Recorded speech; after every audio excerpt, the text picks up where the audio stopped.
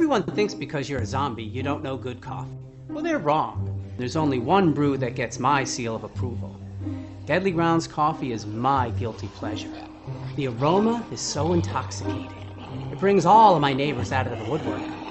Deadly Grounds coffee. Coffee to die for and zombie approved. It's good to get a little deadly. Use the front door! Oh, they're so disgusting.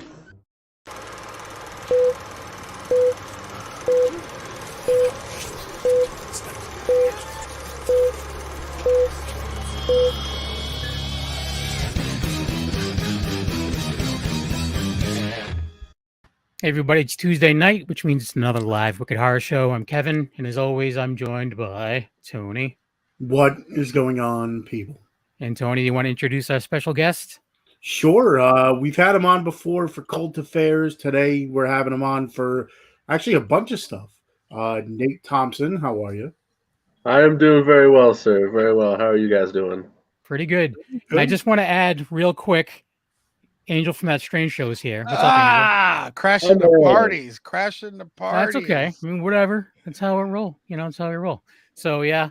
So, Nate, we had you on once before for a couple of your other shorts. You have a couple new shorts that are, one of them especially one of them's a feature that isn't out yet. But Dead Record, which is an awesome short. I just got done watching it. I don't know, did you have a chance to check it out, Angel? I did. I messaged him afterwards. So I was like, dope. Yeah. My first question to him was like, what is that song? Because that song was just super creepy. I liked it. But yeah, so that Dead Record, and then you have the Soul Reaper, which is you just had a premiere for that. And we have the trailer for that we'll play in a little bit. You also have a documentary that you got coming out at some point as well, right? Yep. Documentary of the city, yeah. Nice. Do you want to talk about that a little bit? Yeah. So that is the one you're talking about, right? I just didn't know if you knew any of my secret plans yet.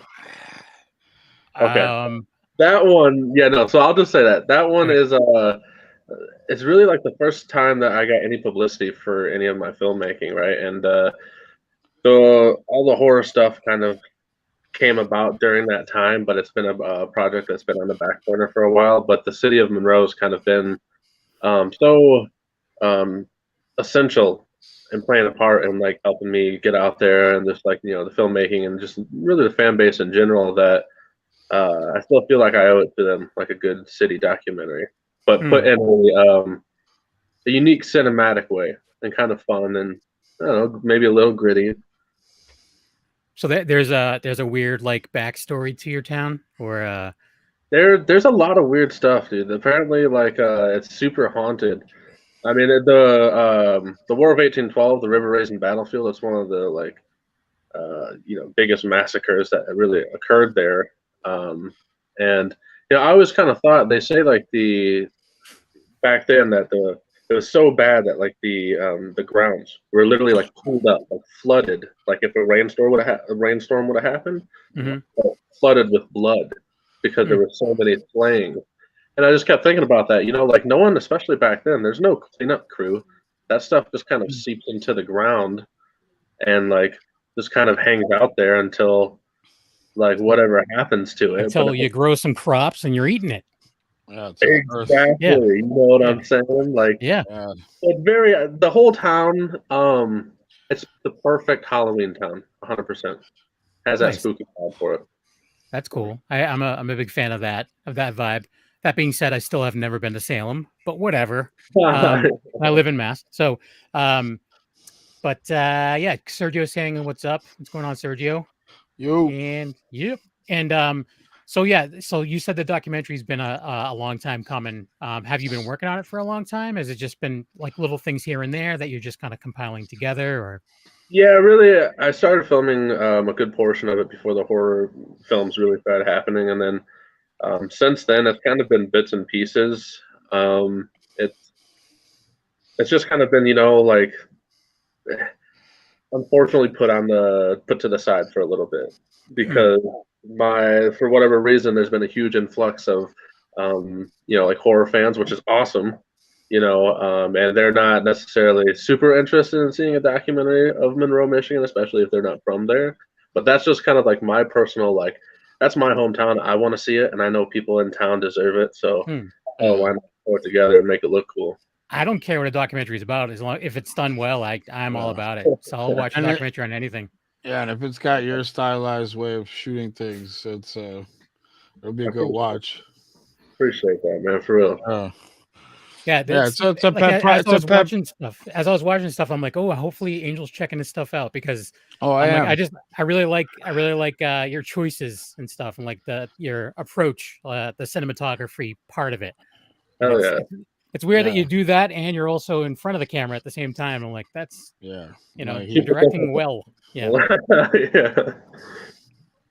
Super difficult, but I don't know how many more times I'll do that. I definitely want to have a couple films to where I can just kind of rely on being behind the camera. But dude, acting's fun too, because you just get to hang out with your friends and play pretend again. But this time, you're not like 12 years old. You're like late 20s, 30 years old, 40 years old, whatever the case may be, and you're just like, hey, hope this is like looks cool at the end. We're having a good time. Do you guys want to order pizza? Like, and that's all it really is. You know what I mean? I've never.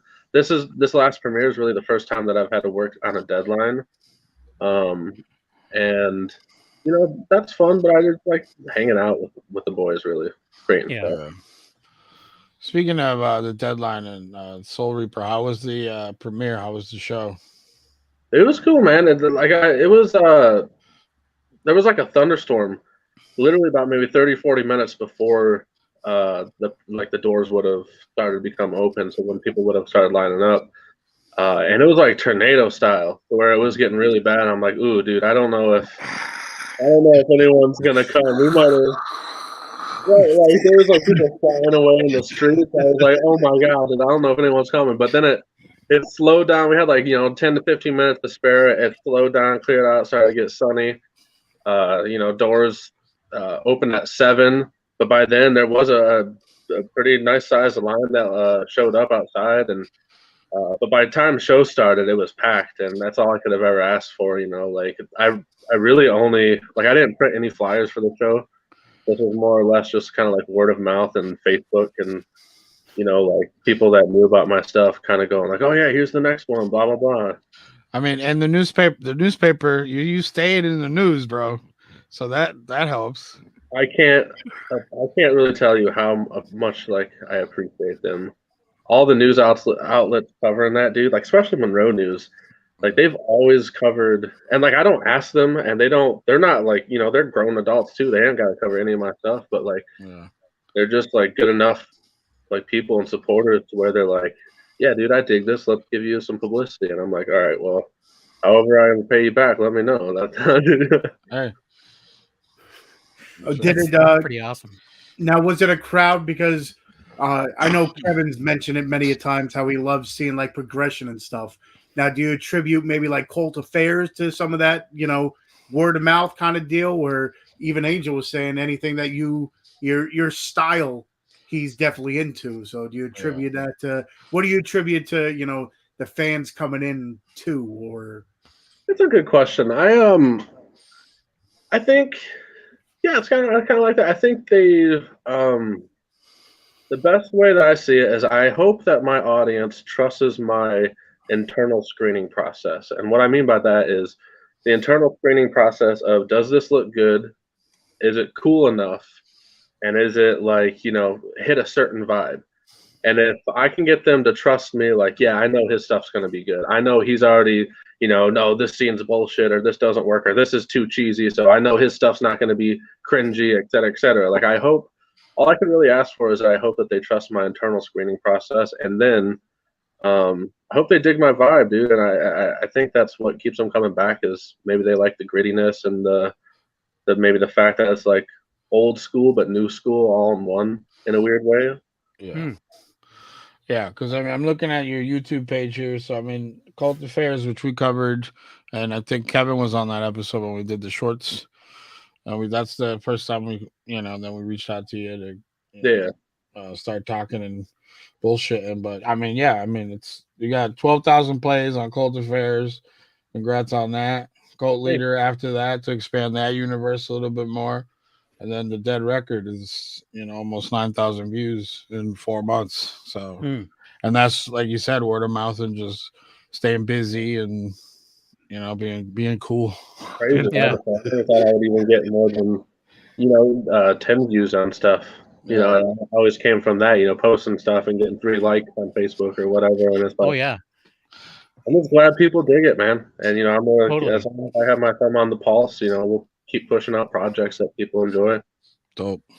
Can't wait. It's Can't awesome. wait. And it's for a short. I mean, there's a lot packed in, and I found myself like actually rewinding, like just because the place where you filmed it actually was really cool too. I'm like, I just want to hang out there. Like I was going through. I'm like, was that album in the background? And I was totally wrong. I was like, wait a minute, was that Frizzle Fry in the background? I'm like, it wasn't. But still, I was like trying to figure out what albums were there. And I love that. I went in there one day actually I think it was after I released Cult Affairs, and I was just going around the local places that kind of fit the vibe, like smoke shops, kind of like buyback shops, record resale stores. And I was like, giving posters out. But it was like a marketing plan in a sense. I would put my posters there. They would be for free. But then I would be able to advertise, hey, get the posters here. And then it would help them out. It would help me out. It would just kind of go like a publicity thing, right? So I walked in there and I immediately seen like the back hangout section and the whole row of records. And I was like, dude, this is a vibe. I would definitely hang out here. And you know what? I think we should do some type of film here. And like 6 months later, we were like, okay, we got to do the Dead Record. Nice.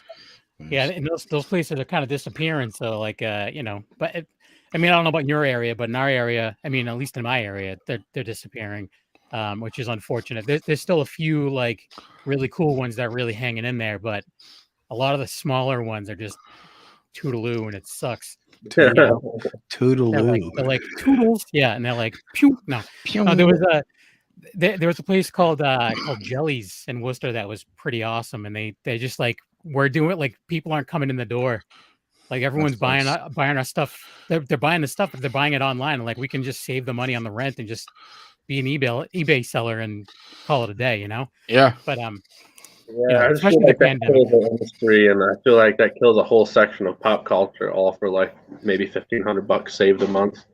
Right. No, I totally agree. Like I want to be able to, because that's the thing is like going to those stores, I like flipping through and maybe seeing something that I never heard of before and giving it a shot. Yeah. Like because the cover looks cool. I really hope stores like that and just malls in general and pop culture and that sort of aspect really makes another run. You know what I'm saying? Like that's when time was the best anyways, like let's be honest. Yeah, it's looking pretty abysmal around here for that too. The only I think there's like 2 stores at the mall down the street. Yeah, I was gonna say that the only mall in actually Worcester, they tore it down to build an Amazon shipment facility, and there's a mall in Auburn, and the only places like I went there for an eye exam, the only places that were open were the eye exam place. And like there was a few little like carts in the center. All the other stores were shut down. The carts are paying the rent. Yeah, for real. And that's the thing too, is it was like there were carts for stores that used to be stores. Like there was a Lids cart. Ooh. Yeah. Lids light. Yeah. That's what it's like. They could just called caps now. No, but see the thing is like you walk like there's one in Connecticut that's like that, and I go around the back because it's like it's been a couple of years since it's closed, and like grass is growing through the cracks in the parking lot and like all this stuff. It looks cool, but then you're like, damn, like that's just a big ass fucking empty building that used to be like alive in the sense of people, and now it's just sitting there like a big fucking skeletal remain. And that's when you break in and film. Yeah. Guerrilla filmmaker. That's right. Yeah. You can hear the ghost of the previous mall. Sales. Yeah.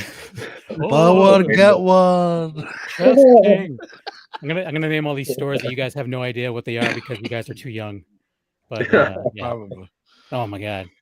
Anyways, on that note, so with the what's the plan with the documentary? Like, is it going to be? Are you going to release it just on YouTube, or is it you're going to have a premiere in town? I'm assuming.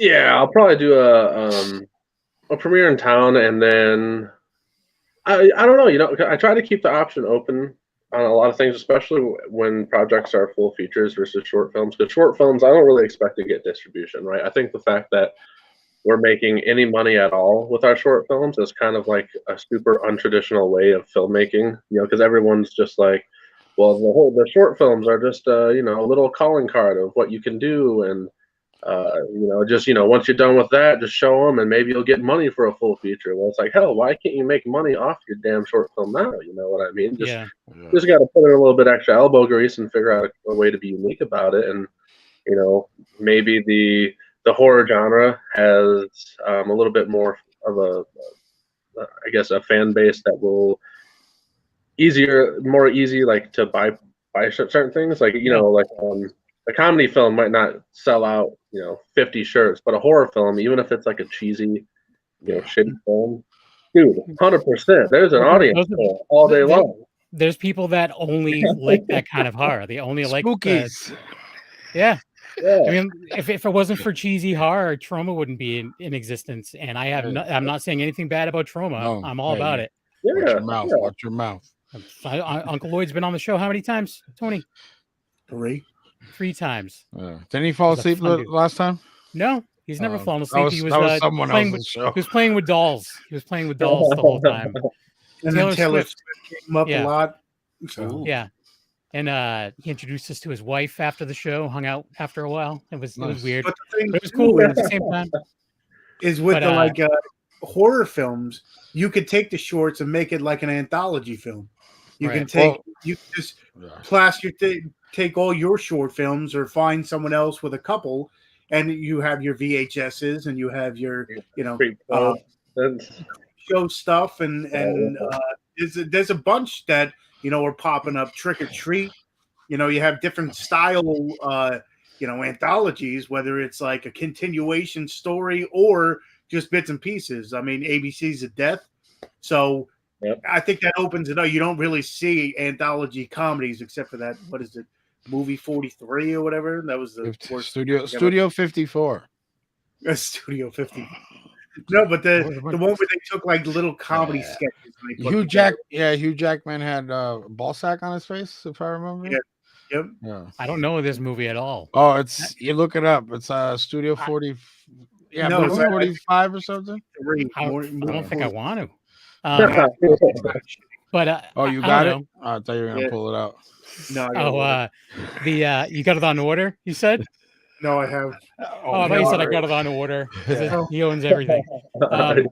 He's got a TikTok that does really well, and it's mostly people just being like, "Do you have this movie?" And he's just like, "Yeah, I do." And he just pulls it out and shows them.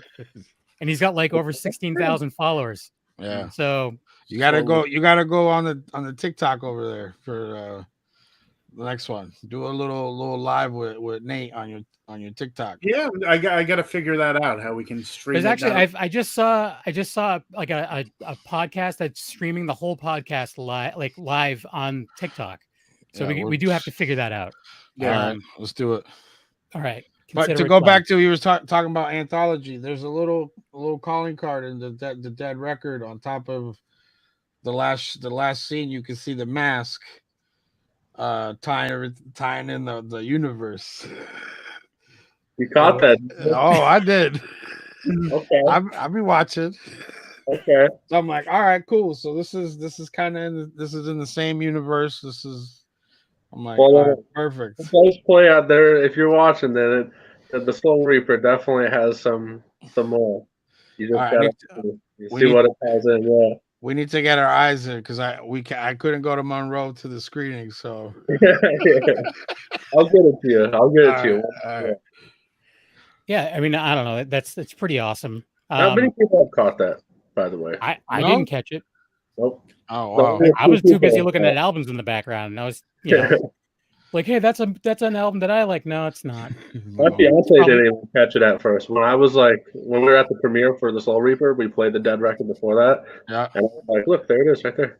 And she's like, "Oh no, I see it." It's like, Yeah, it's because the screen's gigantic right in front of you. Yeah. How many people actually were at the premiere for Soul So Reaper? I would say I didn't do like an official counting yet. I can probably pull up the pre-sales and then figure out based on the money how much we did in cash at the door. But it looked to be like around 480 to 495. Wow. So pretty well. I mean, it's not like a bad turnout whatsoever. It's just I'm thinking now I'm full steam ahead at the next one. Like, you know, so we did a magician on the first one, a fire breathing and like fire dancing on the second one. What can we do to make it even crazier on the next one? The film's got to be crazier, and yeah, maybe. It sounds like it's a like a sideshow circus in the background kind of deal, like a magician, a fire. So has like have a few little different things in there, like a lion tamer or something. Or Oh, Jesus Christ, yeah. A lion tamer. It's like the lion got loose, run, Jesus! Yeah. Hey, is this part of the show? Yeah, it's part of the show. We already got your money. Toodle. Yeah. he gets angry at someone, he just feeds into the lion. Yeah. Yeah, that would be crazy. No, that's cool. I didn't realize that you did like a big thing Yeah, like it was. that. He So posted that's pretty awesome. a couple pictures on it. It was packed, which is like awesome, dude. Congrats on that for sure. Thank you. And Yeah, that's huge. I was gonna say I go to big budget movies pretty regularly recently, and I would say like these are like movies that people are talking about, and like there's 5 people in the theater. Yeah. So the fact that this is just a short film, I mean, yeah, it's a local guy, but still, you know, Yeah, support. That's huge. That's what I'm saying. Like it just shows that, like, to go back to like, you know, word of mouth, stylized shooting, all that kind of stuff. But like people are buying into you. Yeah, you know what I'm saying? Like you as like the creative and like you as a person and like what you're trying to do, you know, in your town and using locations in your town. Like people recognize that like, oh, this dude's like, you know, fun dude and like, you know, ups everybody. So, you know, that's the big thing, because you could be putting out dope stuff and no one knows who you are. Right. You know what I mean? It's gonna And take just one thing that's like really cool to catch someone's eye, and then that's it. Yeah. You know, I mentioned before we were talking about it, like Terrifier. So they had All Hallows Eve and then Terrifier, and then Terrifier got on Netflix, and because Art the Clown just looks friggin' crazy, everyone found Terrifier, and then so now that's like been like the thing. You know, Terrifier 2 has been like the talk for like forever. So, you know, it's. I mean, that's all it's going to take is like the right people, like to get it in the right spot, so more people can see it, and then you know people will be like, "I'm going to follow this dude." Yeah. Yeah. Hey, someone needs to give this guy a bag of money. I think the only like next way, like, yeah, that's the only way I could see to like do this on a greater scale, right? If I did maybe like a film for some sort of like a network or a streaming company, but like I think about that a lot because there's no reason to really sign with anyone that can't do anything that you can't do for yourself, right? And I feel like a few paths that I could do a lot for myself now, and it's like, well, you know, I mean, that would be the next level, but I feel very confident kind of doing this. Either way, man. But dude, I think that everyone's dream is to like make a Netflix horror movie, right? Yeah, even to be original, bro. I'd be fucking ecstatic. That's exactly what I was gonna say. You look at like the American Guinea Pig movies, which are like sick, and they're crazy good, and they're only on Tubi for a streaming service. Yep. You know, but you know, but you know, Tubi is really like he sells out of Blu-rays the second they're printed, and like they're like collector's items kind of deal. And then they're on Tubi to watch for free, and you just watch a few commercials. And like there was a director that we've had on, and we've had him on since he said it before too. And I had to verify it was him, but he made more money off of Tubi than he made off of Amazon, like by a lot. You know, because you could figure it's all ads, and it all depends on when you're watching it too. Like if I was to watch a movie like at midnight on Tubi, I'm going to see less commercials than if I watched it earlier in the day. You know, they're going to show you more commercials, but it's like, you know, do I want to watch Don't Fuck in the Woods at noon? I don't know. Yes. But, Yes. even the RW movie we watched. Yeah. Where is she? Yeah, where is it? I saw it in the afternoon, and it was just one commercial, like straight down the mid. Like it was like pretty much halfway through. It was a shorter movie. It was like 40 minutes, so it wasn't like a short, but it wasn't a full length. Yeah. I don't even know what to call it at that point in time. But it was like right in the middle of like 20 minutes and 20 minutes. So, and I had a commercial like maybe 10 minutes before the end of it, but it's weird too because it's like Tubi knows where to put the commercials. I don't know how they know because it's like they never interrupt like mid line or anything. It's just like okay, those are the worst. Pluto does that. You're like, oh shit, yeah, and he's going all in. If you're watching the poker, and then it's like, you watch poker? Yeah, you don't watch poker? I wouldn't even know. I was a DJ back in my day. Now I just watch it. I can't play it. Was your style? Huh? Texas Hold'em was your style? Brother, put it up. I can barely play Uno, let alone any other kind of card game. So yes, I do watch poker. Yes. Good on you. So I'm going to play the trailer for Soul Reaper because we've been talking about that a bunch. Mm-hmm. So yeah, here we go. Here's the sneak peek for Soul Reaper.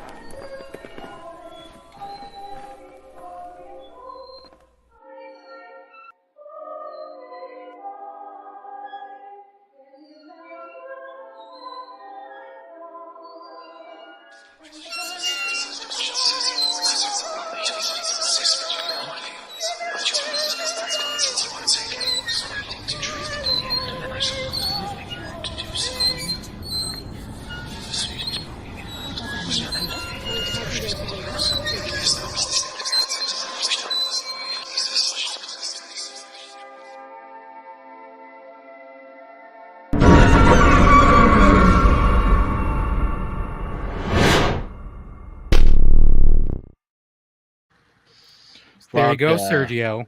What do you think of that? Last time we had RW on, he's like, I don't want to see that at all. And I was like, why? Like, does that mean it didn't look good or that it's too scary? And he's like, too creepy. So I'm curious. I'm curious if you think that's too creepy. Now you say like when you're filming something, you always have your mind set on, the next project or whatever. Where do you come up with this? Like, as you're filming one, does like something clicked in your mind and you're like, okay, now I'm going to take it into this tangent and film something completely different, because it seems like everything's a little bit different from each other, even though that's good. No, I'm not saying it's bad. I'm just wondering like how it works. How's your brain work, man? Yeah. Hurry up. Tell me. Yeah. Honestly, dude, I don't force anything. If I sit down and I'm like, I want to write a movie, I've already failed. It will not happen. It will not come that way. But if I'm like, hey, let's look through a deck of baseball cards, or hey, let's just go to, go fishing for a little bit or whatever, it will just randomly come. Like, for example, I might see, I'll be walking in a garage somewhere. I might see an old rusty bucket, and then I might look at it once, and then I might take a couple seconds to look at it again, and just the way it's sitting, I'm like, that would kind of look cool if it was on a wooden table with just a light focused down around it, and maybe like a character was like walking up to it slowly. But then what would the character like walk up to? Like, what would be in it that would creep them out? Maybe it's like a head, right? Maybe it's like a bucket full of water, and the head is like face down, just big enough for the head. And then like as it gets closer, it like kind of like bubbles for a second and then turns over to expose the face. But whose face would it expose? Well, what if, for example, maybe it had I don't know, maybe she had some sort of relationship. Maybe it was a friend, right? And if it was a friend, why would it be there? What room is she in? Well, maybe she's in the basement of some killer's house. Well, where would it be set? Be set in, I don't know, what would be cool? Maybe the hills of like Pennsylvania. right? Maybe it's like this old like 50s, 60s town that is in the modern day, but they kind of like never grew out of their old ways. Maybe there's like a butcher that lives there or something, right? Or a butcher in town who drives like an old blue like Chevy Nomad, like the old like 55 style, like where it's a almost like a station wagon, right? And he's like, maybe at first he's like a friend of the town or whatever, and then at the end it turns out that he's like this guy. And then I would just start filling in more details from there and pieces of the backstory, and then like meaningful stuff, like maybe she has a little scene with her mom or something that like gets the crowd like feeling or whatever. But that's pretty much exactly just the last few minutes. I just spitballed that, so it's just really just one idea leading into another, and if it doesn't work out, you just toss another idea in place, and it's like, but you want it to be cool. You don't want it to be lame. That's, you know what I mean? You want it to be like the best thing that you can put out at the time, and then they figure out whether or not they like it or it's the best. Yeah. Now, what's the title of that short? Yeah. Yeah. It's called, he was asking what the title of that one's going to be. The Rusty Bucket Full of Head. I don't know. Yeah, I don't know. You're gonna need. I don't name movies. I just watch them. I'm sorry. Yeah. Just so you know, Sergio says that it was too scary for him. Sorry about that. Bucket list.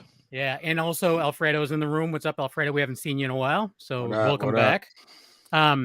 So now, during that process, this is all going through your mind and stuff like that. Do you actually like put it down, like on paper, like a rough outline, or is it something where you're like, all right, I'm going to plan out a story. These are the lines that are going to be, or is it more like kind of like whatever comes at the time is what it is? I have to have everything in my head. Like, I might add, I have to have everything in my head. The whole movie, I have to see it from start to finish before I can even like sit down and go, okay, this is what's happening, because I'm not like, my process isn't like get to the paper and then create. It's more or less like I'm just putting it down so other people can have something to read. It has to, like, I have to see it and I have to watch it in my head, and it sounds weird, but it has to be able to be like not cringy. You know what I mean? It can't be cheesy. No shit lines. No, like bullshit acting, which all the people that have like came out for the films, dude, some of them are like first time actors. They absolutely slay it. Like, they do a great job, and I can't be more proud of them. But that's the internal screening system. You want to make sure that you're giving your audience the best of the best, or at least the best of your best, so that way they know that your next project, they're confident it's going to be a good time. Like, yeah. I was going to say, you wear many hats. How do you go with casting and stuff? Is like friends only, or is it like, do you put it out there like on like a Facebook message, or like what do you post or something? Or yeah, I'm not big on Instagram too much. I'm trying lately. I've never been really big into many forums. I post on Reddit sometimes, but really, if I ever posting, I do post casting calls, but it's really on Facebook. I'll put one out on my main Facebook. I'll put one out in a couple of the local acting groups, like in Ohio or Michigan, and then I'll put like my email, and traditional way, and then I'll kind of screen through the process there. I definitely like using friends for this reason only. You already have a connection and a chemistry 9 times out of 10, right? You don't have to feel weird with people, and more often than not, you can have a couple scenes where you're ad-libbing stuff, and the ad-libs are going to be super comfortable because it's just you bullshitting with a friend that you're comfortable with. It's like us right now. It's just bullshitting with the guys. But a secret trait, or a secret, like, not trait, but a secret that I've learned, I guess, is that if you use professional wrestlers in your films, right? D. Kenny Urban, who he has like the whole silly goose gimmick, great professional wrestler, and a great actor. You know what I mean? But he can do, if he needed to take a bump and like get thrown off of this or whatever, get punched in the face. That's like a normal day in the park a normal day in the office for this guy. So it's cool, man. I definitely try to take casting and pick the best that I have, for sure. Nice. That's cool. So Sergio's asking, I know you've already been asked this before. He always asks about what your favorite horror movie was, but so you've probably already answered that before. But Has there been anything recent that is maybe like really impressed you that you've seen? And you're like, oh wow, this really kind of threw me for a loop. I wasn't expecting this kind of deal. What did we? I don't really watch, as crazy as it sounds, I don't really watch horror movies that often. I have like a select few of my childhood that I'll like go back to and watch, like Return of the Living Dead and Creep Show. I just watched one recently. Oh my goodness, and I cannot for the life of me think of what it was. For the life of me, I Dude, cannot remember. But, I tried to show. Remember what was it about? The Craft. That's what it is. I finally got to show my family The Craft. My fiance never knew about it. Okay, I watched it one time when it came out. So, like, it came out in '98. I was born in '96. The fact that I even remembered it. Does that make you feel old, Angel? Does that make you feel old? Yeah, I was a full grown-up baby at that point. I was out of high school for 2 years already. I don't know if it came out in '98. I think it did. It might have been '99 or 2000. I'll fact check you. Keep going. But it was right around there. So the fact I even remember it at all should be a blessing. But I always wanted to show it to them, and I showed it to them. And I'm like, I love it. 96. It came out in '96? Yeah, 96. So my parents must have got it as like an older movie at Blockbuster. Yeah, probably. 98 or 99, because that's what they would have done. Yeah. That's how we had movie night back then. They're like, oh, that Fairuza Balk. Yeah. Campbell and Dixie Valancourt is how I like it here. Yeah. That's one person that's like a bucket list person for me. Return to Oz is one of the movies that scared the shit out of me. That movie, even though it's a Disney movie. To meet, right? Mm-hmm. Bucket list person to meet. Because we can go. No. By meet, like MEET or MEAT? Yeah. I'll leave it up to you guys to think. They're like, that's the bucket list person. I've always wanted to meet you. Like MEAT. We're talking like every once in a while we'll throw like bucket list who you want to meet or who you want to whatever. But like have her on the show or even just I'd never really seen her at a con. So no, I think she did one. She's still doing stuff like films and whatnot. She was just in a movie called Trespassers, I think. Let me see. I think that's what it's called. Don't quote me. I think put on a movie poster. She was just in this movie. I would absolutely love to get into a film. Yeah, the I don't know. Like I've never seen The Craft. Sorry, I've never seen it. But Return to Oz, I agree. Return to Oz was a very creepy movie for what it is, considering like if you're a fan of Wizard of Oz and you see this as a sequel, it's completely bonkers. It's almost like a Tim Burton movie almost. Yeah. Well, The Craft isn't necessarily like super scary. It's more or less just a good '90s vibe. Yeah. No, it's like a witch type movie. But Return to Oz, when I watched that as a kid, I'm like, what am I watching? Because I was excited. I'm like, I liked Wizard of Oz when I was younger. It's like, okay, check this one out. It's like, I've never seen that. I've never seen it. Crazy. It's creepy. Yeah. Yeah. She was in Trespassers. 2018. Okay, right on. Scream Factory put that one out. Yeah. But of course you would know. Like you were saying, like things just come to, and you were saying you walked into that record store, and that's where your idea came for. What is it? Death Records. Dead Records. Yeah. So at that point in time, which we could show the trailer for that one as well. Mm-hmm. But at that point in time, were you walking through and you're like, I'm taping a movie here, kind of deal? Yeah, I for the record store. Yeah. Yeah, I walked through there and I seen it was too perfect. It was pop culture altogether, and it was like there was just so much around. Yeah, everywhere you look, there was records, there were VHS tapes, or there were little action figures, like Iron Maiden action figures. I was like, dude, this is how can you not film here? You know what I mean? This is perfect. Were they like those cool, like the reaction or whatever, like the small Yeah, like the little old small school guy. style ones. Yeah, there's like a whole there's like a line of like ghost figures and like all of these. There too. Yeah. Yeah, it's awesome. I wish they had. I'm glad they didn't have that stuff actually when I was younger because I would be even broker than I am. But yeah, there's a place in Worcester that's entertainment. It's like the New England's largest like collectible store, and They ain't lying. you wouldn't even be able to fit like No. your camera equipment down the aisle. It's No. ridiculous. You could find some shit in there though. Oh yeah. If you take a couple hours and you really start digging through. And they know what they have, but they just like we just need to sell it. So it's priced ridiculously good. Like what is it called? It's like that the Mego looking doll that you can make into Freddy Krueger. And it's like they pulled it off the shelves because then it was around the time they realized Freddy Krueger was a child molester, so they pulled it off the shelves. So it was like this thing was selling for like $80. They had it on the shelf there for $35. I'm like, are you sure this is the right price? Is this 3 supposed to be an 8? And they're like, take it. That's the right price. Get it I'm out. Like, all right, cool. I'm buying it. Yeah. But yeah, I mean, I don't know. Those places are great. I'm going to shut up about buying stuff and I'm going to play the trailer for The Dead Record, which Sergio, this one's going to creep you out.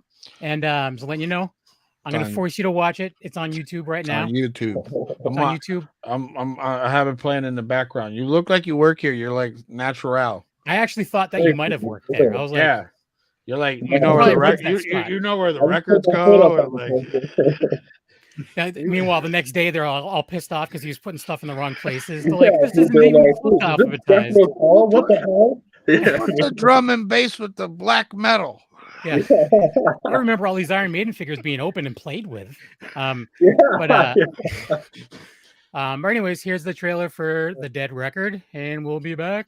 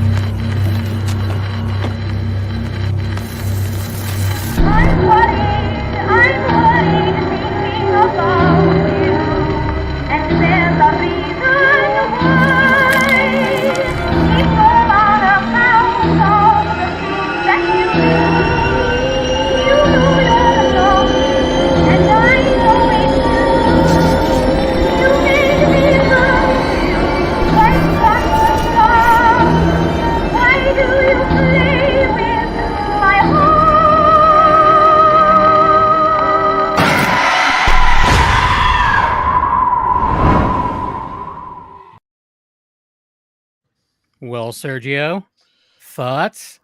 Too spooky? I'm going to force you to watch it. You have to watch it by next week. He's actually going to kidnap you and torture you like, what is it? You watch it. You watch it. Clockwork Orange. Yeah. And his response was, no, thank you. All right. Thanks, Sergio. That's a stamp of approval. Yeah, there we go. I'll take that as a W. You should put that on the poster. Made Sergio no thanks. These pants. I don't know. Sergio said no, thank you. Yeah. But yeah, no. So I mean that's good, right? Because Sergio likes a bunch of horror movies. So yeah. I mean that's good that he's like, oof, this is gonna creep me out. Yeah. Like well, that's the thing. Like that's just Sergio's warning for all horror movies. No. Yeah. He's like, I give this 3.5 nopes. Yeah. Yeah. Like that's the Dead Record's what 16 minutes long. Yeah, 16 and a half minutes long. And that's the thing, like there's like a certain shift around the 10-minute mark that it's like you had two worlds separated, right?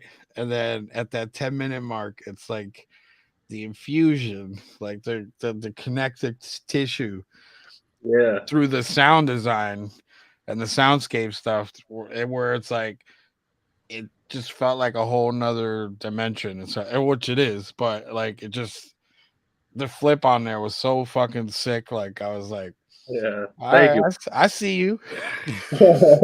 But for something so low budget, so like, yeah, that's the thing is it's like you know, we've talked to filmmakers, and it's like, oh, it's trying to make it look like a dream or whatever, and it's like a lot of times they can't pull it off. Like they're just like, all right, make it black and white, or I do whatever. Yeah, It's just yeah. like it's kind of like a easy way out.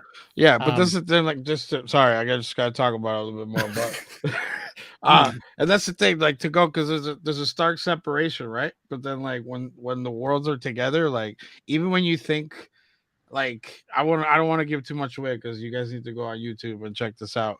But like it's like a perfect melding of like the color design too of the under and the above. You know, that like carries to the end of the movie. I like your eye for detail. For sure. So I like your eye for detail for sure. Where I was like, all right, it's like, all right, I see what's going on here. You're talking about like when the other permeated. When he comes back in and you know, he's laying back in the chair. That part. Yeah. It's like a boom. Yep. And the thing is too is with this one, I mean, you already have it as a short, but I mean, I think you easily could have turned this into a feature.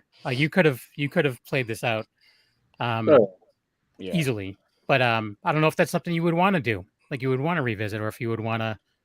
I don't know. I think we gotta see Soul Reaper and see what he's got going on with that, and see because it's all connective tissue. It's a little bit of a. So I think I wouldn't be surprised if I see a wraparound story and we see like a nice little package Blu-ray anthology thing come out. You know, Tony's like, just tell me when and I'll buy it. Yeah, add to my collection. Yeah, for real. Have movie behind a wall, a wall of tape. But it's one of those things. I didn't sit down to watch the short yet, which I will probably right after this interview. But at that point in time, I think we touched on it last time. But where did you get your like? Because even in the trailer, you could see just like you had your Dario Argentos and stuff like that used, you know, the background and just like the way of filming. Like, where did you get that inspiration from? Was it a filmmaker? Was it, you know, your own mind, or how did it work? Where you're like, you know, especially too, Kevin was saying, you know, not only Kevin but many people, it's like sometimes with the budget you can have the greatest thing, but if you don't know how to use it, then you know what's the point of having it? Sometimes you can use, if you know how to use something. Yeah, you could have like a $4,000 camera, but you're using, you know, garbage lenses and like, you know, the microphone don't know built how in. or don't know how to shoot with it.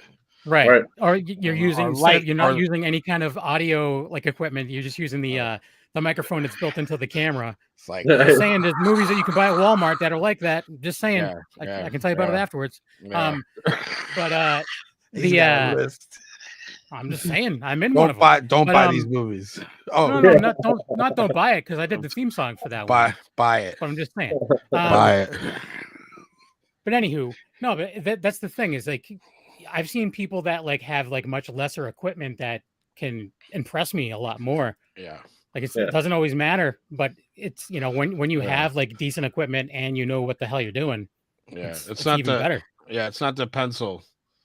You know, when people are like, what kind of pencil is that? When they see like some sick artist drawing it, or like just regular mechanical pencil, like, oh, all right, cool. And then they go buy it thinking they're gonna fuck it. It's like, no, it's the years of experience and the years of me fucking around and like doing shit and like right. You know. It's really like, for the most part, like all my stuff, like, sure, I'm influenced in the sense of like, you know, the movies that I like watched when I was younger, the horror movies, like they've like really made me like a horror fan. I don't get to like go back and watch them too much now, just because I feel like I'd probably play some of them out and I want to keep them special to me still. But more often than not, I think by watching those films when I was younger, it kind of set the bar for me. Like, oh, okay, this is what a good horror film is. Don't anything less than this, or anything that's, you know, like you just bullshit around and don't put enough energy into it. It's shit. You want to bring the best that you can bring at the moment, and then the next film you want to bring better than that, and you just want to keep going and keep going, because, I mean, nobody wants to make a shit film, right? I mean. No, I don't think. No one sets out to do that. It just either happens by way of like it just happens, or you just didn't put enough effort into it, because Hmm.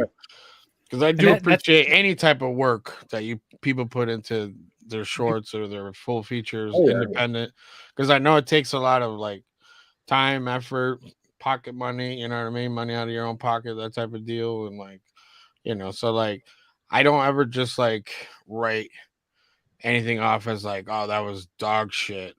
Like, Yeah. it's just like I didn't like it, but here's what I did appreciate about it. You know what I mean? Right. Like, But how many times know. have we heard there's many things that go into it? Like Nate was talking about, maybe taking it to the next level, but if he could do it himself, why not do it himself? Yeah, when you Because start getting other producers involved, then that's when they start telling you what you can and can't do. And excuse me. Yeah.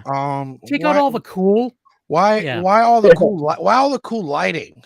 Yeah. That's the kind of thing, We need like, to brighten unbelievable this amount up. of money. Yeah. What the fuck? Like, there's no point. Yeah, I'm More already fluorescent overhead lights, please. I want it to look like Yeah. an office. Yeah, and that's the thing, because like, yeah, when I think we had I won't talk off the record, but we've had people say that once they got like producers or people that are like, oh, here's a couple grand, then they feel like they can tell you what to do with their shit, your shit. And it's like you kind of have an obligation, because they are backing you up financially, so you got to kind of find a compromise. But then like, it's like if you're steadfast in like a vision, and then someone's just like, hey, I fucking paid for you to make a fucking movie, Right. Yeah. like, completely different than what I you don't actually thought it was but gonna I don't want to make a movie now. There's kind of some double-edged like Yeah. stuff, because we know some filmmakers too that have put out some really cool stuff that was like totally their vision, and then they've made a movie for a production company for the sole purpose of funding their next movie that they can do themselves. And they're like, oh, you got this movie out in Redbox, and they're like, yeah, that movie's shit, don't even bother, like don't even bother.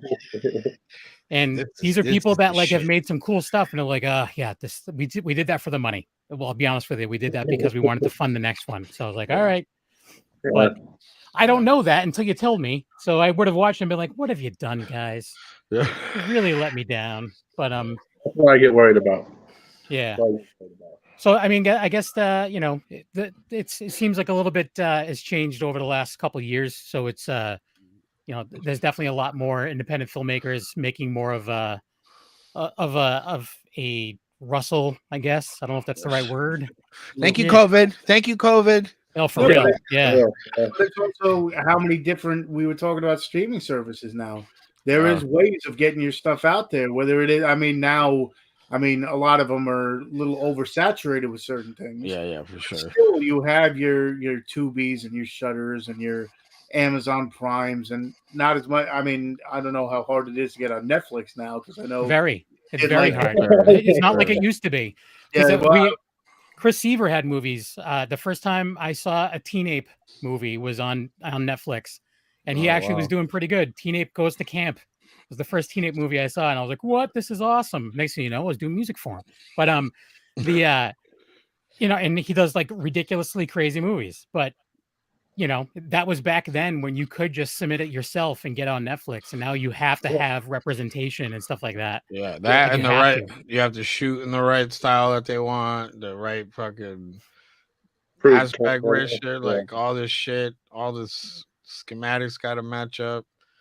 And you're like, dude, but this is fucking, and they're like, yeah, no, it's not. I don't care about this. I care about this.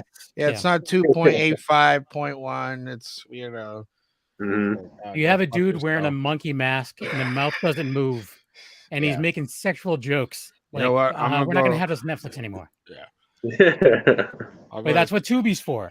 Yeah, you can get Bigfoot versus Zombies on Tubi. Yeah, the guys, it's crazy. I watched it and I was like, this dude's wearing a monkey suit, because I can see just all neck, regular human neck, as he's like, human neck. Yeah, just human neck. I was like, this is sick. But whatever. I mean, there's a place for all of that. No, I mean, as long as it's on purpose, Yeah, it was. Trust me, it was. That's why I was like, I love this. This is right. On that note, it's almost time to wrap things up. So, where can people go? Where can Sergio go to see the movies that are going to terrify his dreams? Sergio, my good friend. Yeah. Yeah, NateThompsonVideo.com/horror or just NateThompsonVideo.com. And then I also have my YouTube page, Nate Thompson Video. And yeah, I'm hoping in the near future, maybe we can figure out ways to get a couple things up on a streaming platform, maybe as an anthology series, like that was mentioned. Or, we can definitely figure out a way, but right now, just NateThompsonVideo.com is probably the best way. Yeah. I think Tubi might be something to look into. I mean, for real. I mean, I watch a lot of Tubi. We should. Do they have a shorts collection? I don't know, but I've seen shorts on there. I'm sure they. I don't know if it's like just a section, but I know a bunch of people that Sergio, write a letter. Spiders on there now. We had Desmond. Desmond. So we had. I should take a look then. It might be worth it. Speaking of small worlds, I just joined. I dabbled in the blockchain. I just joined this Film 3 group called Block of Horror, and Desmond was in the Discord, throwing up his movies or talking, and I was like, "Oh, you were on my buddy's show, Small World." So Sergio just asked why. I'm assuming that was in reference to write a letter to Tubi. Start the short curated by you, sir, madam. I would like my own section on Tubi just for shorts that terrify me. Yes. No thanks. Oh, Kevin left. Oh, Kevin. Yeah, Kevin. So anyway, I'll take over. Angel. I've done this multiple times. Like in the last month. I'm the captain now. I get all excited and I touch mice buttons. Is that mice buttons? Is that the right word? Mice buttons. Yeah. Hey guys. Sorry guys, it's my fault. I did it again. Yeah. So make sure you go hit up my boy Nate's page. You're pointing the shit. And he's staying busy. I think he's about to be on. I saw you posted said you're about to be on the Today Show or some shit. Well, I don't know if they're going to end up doing a story on it, but I don't use Instagram, which is weird. And I ended up getting a message, and the lady was like, "Hey, I'm a producer from the Today Show, like Today All Day." She was like, "You want to set up a call?" And it's about like some of the horror stuff I've been doing, and I was like, "Yeah, sure. Well, why the hell not, dude?" So I don't know what will come of it, but I'm surprised I actually got it through Instagram. I should actually maybe put a bit more effort into that. Yeah, start posting. You just need to post like. There's a schedule. Tony will send it to you. You got to post at least like 5 reels a day. One twerking video. One twerk video. But yeah, so for sure. Anyways, yeah, go check out his stuff. And Sergio, I'm demanding that you go and watch all of his horror movies. I demand it. Angel, where can people follow you? You can follow me at That Strange Show. I promise we're gonna be putting out a new episode soon. We've been on a little hiatus / I haven't been able to get to edit the newest episode. But yeah, you can check us out there. Me, Mandy, and Ryan and Kevin sometimes. I think this next episode is going to be covering Stranger Things, and then the one after that is me and Kevin getting real sad with the sadness. Yeah, that's one that you should check out, Nate. Is the sadness? It's on Shudder. It's crazy. It is crazy. It's legit. It's insane. But yeah. There's one part of the movie that I'll tell you after because I don't want to disturb Sergio too much. Yeah, Sergio, creepy. No thanks. Yeah. And Tony, what about yourself? Where can people follow you? You can find me at Tony Has 9 Fingers on YouTube, where I do movie reviews, unboxings, anything movie related. Tony Has 9 Fingers on Twitter. Tony Has 9 Fingers on TikTok, which I do not twerk. You do. 16K, bro. That's actually how I got on my. I do twerk videos. No movie related stuff, but Tony Has 9 Fingers on TikTok. Brown eye. That's all it is. Tony's Movies on Instagram, where I show off the movies behind me. Just so you know, everybody, you have to watch us live because I always point behind me. So I say behind me all the time. So if you're listening, you have no idea what I'm doing. People are commenting like, I don't know what's behind you, Tony. I'm listening. So I need explain, please. I need clarification. Movies on Instagram. Also here on the Wicked Horror Show most Tuesdays. Also check out our Instagram as well, Wicked Horror Show, where you can see previous guests or anybody that's coming, up. So check us there, Kevin. Just Enoch on Instagram. Besides doing this and doing the reviews with the 13th Wolfman over on the audio side, also part of Black and White Fright and Violence Buffet. And also this weekend, just this weekend only, I'll be at the Sci-Fi Horror Fest. Sci-Fi Horror Fest in Vernon, New York, at the Vernon Downs Casino, and I'll be by myself because everyone canceled on me. So I'll be sitting at a booth by myself. So come by and say hi. I have nothing else to do. Yeah. Fingers crossed I don't have to go to the bathroom for the whole weekend. Let's call a bucket. Yeah, I was going to say that's a callback to the bucket. I put in a on the Dorkening Network chat for suggestions for the most absorbent adult diapers because I'm going to need them. But yeah, so go check that out if you're around. And also, do you know the details on that thing that Joe's doing in October in Salem? There's a Hocus Pocus screening. Yeah, it's going to be in Salem, Mass. in October with one of the cast members. Yeah, with Max, I think. What's his name? The kid Omri Kids. Omri Kids. Never seen the movie. Never seen Hocus Pocus? No. What? You never seen Craft or Hocus Pocus? I'm way older than all of you. That was like kids movies when that came out. That doesn't mean that's any excuse. Well, no, I mean I was a dumb kid in the 90s, and I was just like, those are kids movies. Those are girl movies. That looks like Clueless, but with witches. You Hocus Pocus one shot, and I think you'll actually. Oh no, I'll totally give it a shot. I just have to. I just haven't. All right. So Joe's from the Horror Squad. Shout out to those guys. They're doing a day of Hocus Pocus with Omri Cats Saturday, October 22nd.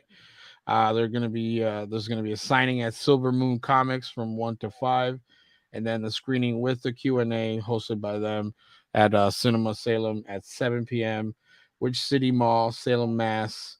It's sponsored by them. The Crypt, which I believe the Crypt is going to be providing food and things for your mouth, and Silver Moon Comics, and Halloween Happy, also part of the Horror Squad podcast.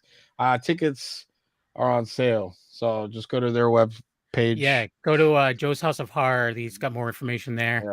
And he has some really cool events. So one of these days I have to actually go to one. That'll be an excuse to go to Salem. What was it he did last year? Damien Maffei. Yeah, Damien Maffei. In Strangers Pray at Night. Yeah. Or no, he had Haunt. He did a screening of Haunt.